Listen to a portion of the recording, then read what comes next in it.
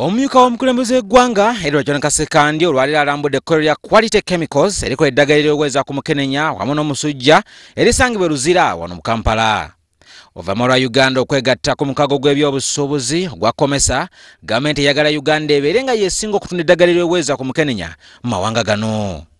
Wano omumyuka w'omukulembeze w'eggwanga John Kasekandi wagambira nti kino kisoboka singa basooka ne bamatiza akatale ak'Abannayuganda. Ne sayansi w'amaanyi nnyo okukakasa nti bakola bituufu. N'olwekyo nga bwe ngambe nja kuddayo okuloopa byendabyo wano, si kubiroopa mu ngeri mbi, niyo okutegeeza bannange abalala babe nga bawagira ebintu ebigenda wano.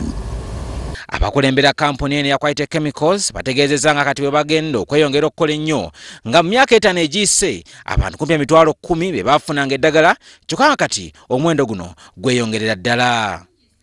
Ng'ogyeko okufulumya eddagala lyokka eriweza ku mukenenya, bagenda kwongera ku bungi bw'eddagala ery'omusujja okendeeza ku muwendo gw'abantu abafa buli mwaka olw'omusujja.